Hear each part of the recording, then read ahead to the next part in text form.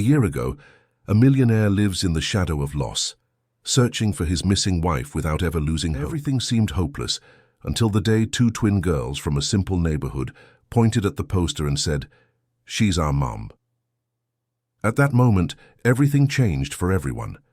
If you found this story interesting, don't forget to subscribe to our channel and tell us which city you're watching from. Let's continue. The rain had stopped hours ago, but the streets of Portland still glistened under the dim glow of streetlights. Marcus Whitfield stood at the corner of Burnside and 3rd, his expensive coat soaked through, his hands trembling as he pressed another poster against the weathered brick wall. The image stared back at him, a woman with kind eyes and a gentle smile, frozen in a moment that felt like a lifetime ago. Beneath her photograph, bold letters spelled out a single word that had become his entire existence: missing. 15 months, 463 days since Eleanor Whitfield had vanished without a trace, 463 mornings waking up to an empty bed, 463 nights falling asleep to the echo of unanswered questions. The police had long since moved her case to the cold files, their sympathetic looks gradually replaced by uncomfortable silence. His business partners suggested therapy. His friends whispered about acceptance, and even his own brother had gently urged him to consider the possibility that some answers would never come. But Marcus refused to listen. He had built an empire from nothing, transforming a small investment firm into one of the most influential financial institutions on the West Coast. He had negotiated billion-dollar deals, outmaneuvered competitors, and turned impossible situations into opportunities. If he could do all that, he could find his wife. He had to believe that. Hope was the only currency he had left. Every day followed the same ritual. He would wake before dawn, dress in clothes that no longer fit quite right, and drive to a different neighborhood. Sometimes he ventured into the affluent hills where they had once attended charity galas. Other times, he wandered through industrial districts where no one knew his name or cared about his wealth. He carried stacks of posters, rolls of tape, and a determination that bordered on obsession. People recognized him now, not as Marcus Whitfield the businessman, but as the man who had lost everything that mattered. Today had taken him to the Lentz neighborhood, a quiet area of modest homes and tree-lined streets, far from the gleaming towers of downtown. The residents here lived simple lives, working honest jobs and raising their children away from the chaos of the city center. Marcus had already covered 6 blocks, his fingers numb from the cold, his voice hoarse from asking the same questions to strangers who shook their heads with genuine sympathy, but no answers. He was reaching for another poster when he heard the sound of small footsteps behind him. Marcus turned to find 2 girls, identical in every way, standing side by side on the sidewalk. They couldn't have been more than 7 years old, with dark curls pulled back in matching ponytails and bright eyes that studied him with curious intensity. They wore simple dresses, slightly worn but clean, and held hands as if they were 2 halves of the same person. The girls approached slowly, their attention fixed not on Marcus but on the poster he had just affixed to the telephone pole. They tilted their heads in unison, examining the photograph with an expression that made Marcus's heart skip. It was recognition, not the vague familiarity of someone who might have seen the image on the news, but the unmistakable certainty of personal knowledge. One of the girls, the one on the left, squeezed her sister's hand and pointed directly at Eleanor's face. Her voice was clear and confident, carrying the absolute conviction that only children possess when they speak an undeniable truth. "She's our mommy," she said. The other girl nodded immediately, her expression mirroring her twin's certainty. "That's our mommy," she repeated, as if it were the most obvious thing in the world. Marcus felt the ground shift beneath his feet. His vision blurred, and for a moment he thought he might collapse right there on the sidewalk. He gripped the telephone pole for support, his mind racing through 1,000 possibilities, each more impossible than the last. He opened his mouth to speak, but no words came out. The girls waited patiently, still holding hands, still staring at the poster with that unwavering recognition. Finally, Marcus found his voice. It came out rough, barely more than a whisper. "What did you say?" The girl on the right spoke this time, her tone matter of fact. That lady in the picture, she lives with us. We call her Mommy." Marcus dropped to one knee, bringing himself to their eye level. His hands shook as he struggled to maintain composure. Every instinct screamed at him to grab these children, to demand they take him to Eleanor immediately, but he forced himself to stay calm. Scaring them would accomplish nothing. "Can you tell me about her?" he asked gently. "About your mommy?" The twins exchanged a glance, some silent communication passing between them, before the left one began to speak. "She helps us with everything. She makes breakfast and braids our hair and reads us stories before bed. Sometimes she gets sad, though. She stares out the window for a long time, like she's trying to remember something important but can't quite reach it." The other twin continued seamlessly. "Daddy says she was hurt when he found her. It was raining really hard, and she was all alone and confused. She couldn't remember her name or where she came from. She could only say part of a name, so that's what we call her. Ellie." Marcus felt tears streaming down his face. Eleanor. They were calling her Ellie. It was the nickname he had used, the name she had loved because it made her feel young and carefree. These children, these beautiful, innocent children, had been living with his wife for over a year while he had torn the city apart searching for her. "Where do you live?" he asked, trying to keep his voice steady. "Can you show me?" The girls nodded in unison and began walking down the street, still holding hands. Marcus followed, his heart pounding so hard he could hear it in his ears. They turned down a residential block lined with small houses, each with a modest yard and a car parked in the driveway. Halfway down they stopped in front of a pale blue house with white trim and a porch that sagged slightly on one side. "This is our house," one of the twins said proudly. "Mommy is probably inside. She usually starts making dinner around this time." As they walked up the path, one of the girls suddenly stopped and turned to Marcus. "Oh, I almost forgot. She has a dress in the attic, a really pretty blue one. She keeps it in an old trunk, but she never wears it. Sometimes we see her holding it and crying, but she always puts it away when she notices us watching." Marcus's breath caught. The blue dress. Eleanor had been wearing her favorite blue dress the day she disappeared, the one she had bought for their anniversary dinner. They had never found it, never found any trace of what she had been wearing, and now these children were telling him it was here, in this house, hidden away like a secret. Before he could respond, the front door opened. A man stepped out onto the porch, his expression shifting from confusion to alarm as he saw Marcus standing with the girls. He was in his 40s with tired eyes and calloused hands that suggested a life of manual labor. He moved quickly down the steps, positioning himself between Marcus and the children. "Girls, go inside," he said firmly. His voice carried an edge that made Marcus's instincts flare with warning. "But Daddy, this man is looking for—" one of the twins began. "Inside, now." The girls hesitated, looking between their father and Marcus with worried expressions, but they obeyed. As they disappeared through the front door, Marcus took a step forward. "I need to see her," he said, his voice stronger now. "I need to see Eleanor." The man's jaw tightened. "I don't know what you're talking about. Those girls have active imaginations. You need to leave." "They recognized her from the poster. They told me about the blue dress. Please, I've been searching for 15 months. If she's here, if she's alive, I just need to see her. There's no one here by that name. You're trespassing. Leave now, or I'll call the police." Marcus stood his ground, his eyes moving past the man to the windows of the house, and then he saw her. Just for a moment, a figure moved past the kitchen window, dark hair, pulled back, a familiar profile that he would recognize anywhere in any circumstance. His heart stopped. "Eleanor!" he shouted, his voice breaking with emotion. The figure paused, turned slightly toward the window. Even from this distance, Marcus could see the confusion on her face, the way her hand moved to her temple, as if his voice had triggered something, some fragment of memory trying to surface. But before she could move closer, the man stepped directly into Marcus's line of sight. "I said leave. She doesn't know you. She doesn't remember anything from before. Whatever life you think she had, it's gone. She's happy here. We're a family." The words hit Marcus like a physical blow, but they also confirmed everything.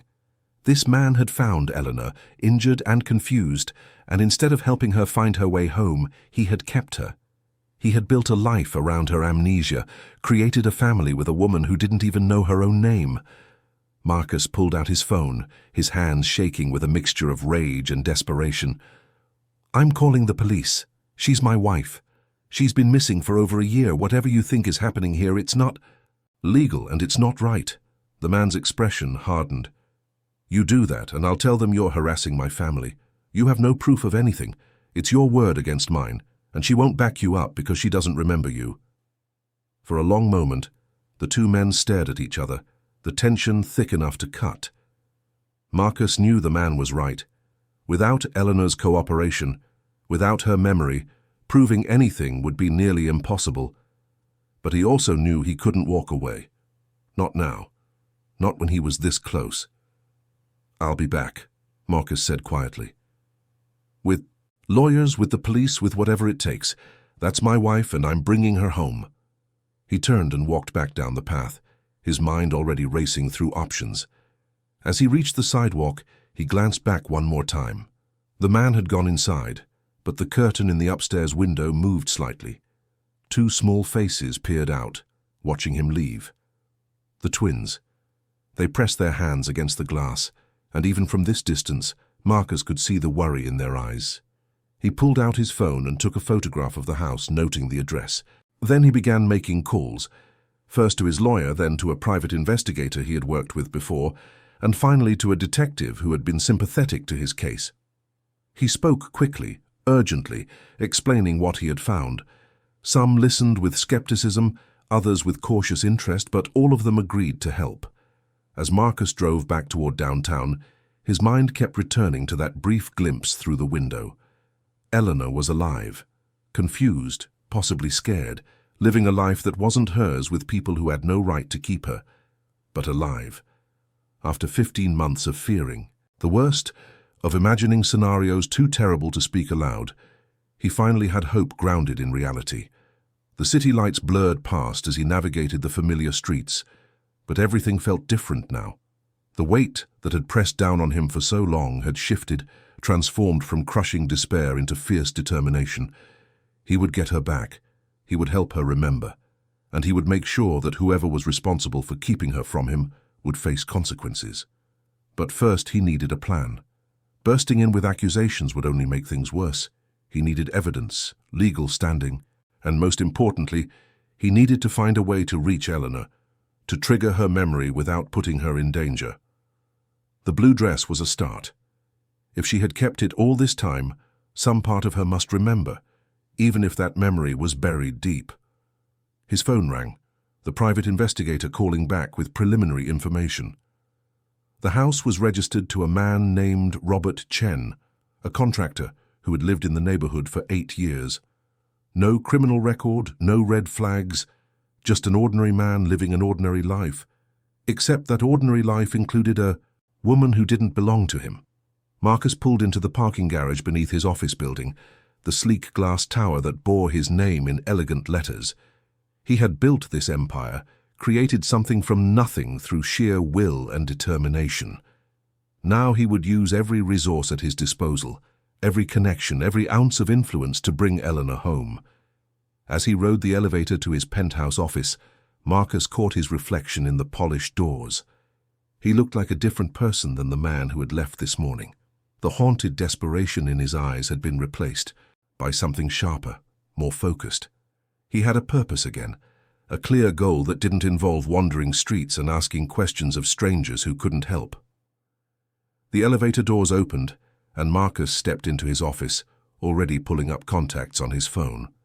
The night ahead would be long, filled with calls and planning and preparation, but for the first time in 15 months, he felt truly alive. Eleanor was out there, just a few miles away, and nothing would stop him from bringing her home. Outside the windows, Portland stretched out in a sea of lights, the city that had swallowed his wife now, forced to give her back. Marcus stood at the glass, looking out over the streets he had walked so many times, and made a silent promise. Tomorrow, everything would change. Tomorrow, he would begin the fight to reclaim the life that had been stolen from them both. And somewhere across the city, in a small blue house with white trim, 2 little girls whispered to each other in the darkness of their shared room, wondering about the man who had looked at their mommy's picture with such desperate love in his eyes. The twins lay awake, long after their father had checked on them and closed the door. Moonlight filtered through the thin curtains, casting shadows across their shared room. Sophia turned to face her sister, their matching brown eyes meeting in the darkness. "Maya, do you think that man was telling the truth?" Sophia whispered. Maya nodded slowly. Mommy looked scared when he called her Eleanor, but she also looked like she was trying to remember something. Daddy seemed really angry. He never gets that angry. Over the next few days, the twins began to notice things they had overlooked before. Their father had always been protective of certain spaces in the house, particularly his bedroom and the small office where he kept his paperwork. But now, with suspicion planted in their minds, those locked doors took on new significance. They watched him more carefully, noting the way he tensed whenever Eleanor mentioned feeling like she had forgotten something important. They saw how he quickly changed the subject when she wondered about her life before, steering conversations toward the present rather than the past. One afternoon, while their father was at work and Eleanor was hanging laundry in the backyard, the twins decided to investigate. Maya carefully extracted the office key from their father's jacket pocket, her small hands shaking with fear and determination. The office was small and cluttered, filled with filing cabinets and stacks of papers. They searched through drawers, finding nothing but invoices and contracts. Maya was about to give up when Sophia noticed something odd about one of the bookshelves. The bottom shelf sat slightly higher than it should. She knelt down, running her fingers along the edge, and felt a hidden latch. With a soft click, the false bottom released. Inside was a leather notebook, worn and filled with handwritten entries. The twins pulled it out carefully, opening to the first page. What they found made their blood run cold. Names, dozens of names, each accompanied by a photograph, a date, and a series of notes. Some entries were marked with the word collected, others with relocated or integrated. The handwriting was their father's, documenting something that looked like a carefully organized system. Then Maya turned to a page that made her gasp. There, among the other entries, was a photograph of Eleanor, but the name written beside it was Eleanor Whitfield. The notes told a disturbing story. Subject found. Disoriented after incident. Severe memory impairment. Ideal candidate for integration. Proceeding with placement protocol. Sophia's hands trembled as she read the words aloud. They quickly returned the notebook to its hiding place and slipped out of the office, their minds racing with implications. That evening, after dinner had been eaten in uncomfortable silence, the twins retreated to their room and whispered urgently. "We have to tell someone," Sophia insisted. "We have to help Mommy get her memory back." "What about that man, the one who was looking for her?" Sophia's face brightened. "The poster. It had information on it." The next day, while walking home from school, the twins took a detour past the telephone pole, where Marcus had hung Eleanor's poster. At the bottom was a phone number and an address, Marcus Whitfield, followed by the name of a building downtown. They memorized the information and formulated a plan. On Saturday, when their father would be working across town, they would find their way downtown and locate Marcus Whitfield. Saturday arrived. Their father left early, and the twins announced their library plan. Eleanor gave them permission, reminding them to stay together and be home before dark. The journey. Downtown felt overwhelming, but they held hands tightly until they stood before the gleaming tower that bore Marcus Whitfield's name. A security guard at the desk looked down at them with surprise. "We need to see Marcus Whitfield," Sophia said. "It's about his wife. We know where she is." Within minutes, they were being escorted into an elevator that rose to a penthouse office where Marcus stood waiting, his face a mixture of hope and disbelief. "You're the girls from the house," he said, dropping to one knee. "Did something happen? Is Eleanor all right?" Maya pulled photographs from her backpack. They had secretly documented the notebook pages. "We found this in Daddy's office. We think he's been doing something bad. Not just to Mommy, but to other people too." Marcus took the photographs with shaking hands, his expression darkening. The notebook pages revealed a pattern that went far beyond one woman with amnesia. Marcus immediately called the detective he had been working with. While he spoke in urgent tones, the twins sat on the leather couch, suddenly aware of the enormity of what they had done. When Marcus finished his call, he sat beside them. "You girls are very brave, but I need to ask you something important. Are you sure you want to help Eleanor remember? Because if she does, things will change for you too." The twins looked at each other. Then Maya spoke, her voice small but certain. "She deserves to know who she really is, even if it means we lose her." Marcus felt tears prick his eyes. "I promise you, whatever happens, I'll make sure you're taken care of. You won't be abandoned or forgotten."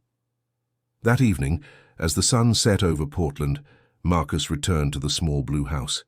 This time he wasn't alone. The detective and 2 officers accompanied him, along with the twins. Robert Chen answered the door, his face going pale. He tried to close it, but the detective blocked it with his foot, presenting the warrant. "Mr. Chen, we have evidence of identity manipulation and unlawful detention. We need to speak with the woman known as Ellie." Eleanor appeared in the hallway, confused and frightened. "What's happening? Robert, what are they talking about?" Marcus stepped forward, his voice gentle. "Eleanor, my name is Marcus Whitfield. I'm your husband. 15 months ago, you disappeared. I've been searching for you ever since." She shook her head, backing away. "No, that's not right. I don't know you." The twins moved past the adults, taking Eleanor's hands.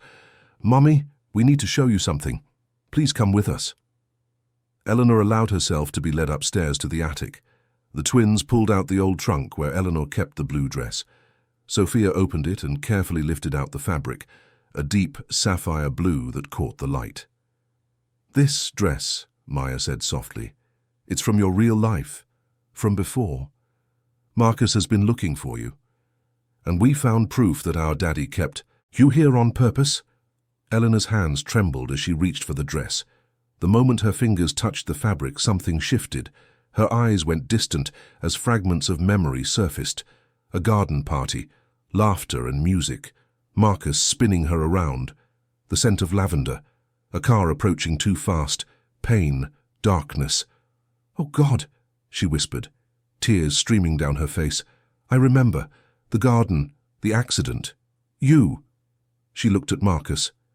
"You're Marcus. We were married." He crossed the room, pulling her into his arms. She collapsed against him, sobbing, 15 months of stolen memories crashing down. Downstairs, Robert Chen was being questioned. The evidence painted a clear picture. He had been finding vulnerable people with amnesia and integrating them into fabricated lives, a business built on stolen identities. As officers led Robert away, the twins stood watching. Eleanor knelt before them, taking their hands. "I'm so sorry," she said. "I love you both so much. That part was real, but I can't stay. I have to go back to my real life." Sophia wiped her eyes. "We know. We understand." Marcus approached. "They can come with us. Temporarily, at least, until we figure out what happens next." In the weeks that followed, a new kind of family began to form. Eleanor moved back into the home she had shared with Marcus. Her memories returned gradually, triggered by smells and sounds and familiar objects. The twins stayed with them during the legal proceedings. At first, the arrangement felt temporary, but as days turned into weeks and weeks into months, the bonds deepened. Eleanor found herself unable to imagine life without the girls who had risked everything to give her back her identity. Marcus realized that family wasn't always defined by blood. Sometimes it was built through shared trauma and mutual sacrifice. The legal process to adopt the twins was complex but successful. On a bright morning in late spring, they stood before a judge who asked the girls what surname they wished to carry forward. "Whitfield," Sophia and Maya answered in unison. "We want to be Whitfield." The courtroom erupted in quiet celebration. As they left the building as a legally recognized family, Marcus felt a completeness he hadn't known was possible. Eleanor stood on the courthouse steps, the twins holding her hands, Marcus's arm around her shoulders. She remembered everything now, but more importantly, she understood that identity wasn't just about memory, it was about choice. The house that had once echoed with absence now rang with laughter. The twins filled the empty rooms with their energy. Eleanor taught them to garden, planting lavender because the scent reminded her of who she had been and become. Marcus taught them about business and negotiation. On quiet evenings, when the girls were asleep, Eleanor and Marcus would sit together and marvel at the strange journey. They had lost 15 months, had suffered through separation and confusion, but they had also gained something precious. They had learned that family was not a fixed thing determined by genetics. It was a living entity built through daily choices and small acts of courage. It was twin girls deciding to investigate their father's secrets because they valued truth. It was a man refusing to give up hope. It was a woman choosing to embrace her real identity, even though it meant leaving behind people she loved. And it was all of them, together, creating something new from broken pieces. Not a restoration of the past, but a transformation into something richer. A family forged not in blood, but in courage, not in biology, but in love, not in the certainty of shared history, but in the brave choice to build a shared future.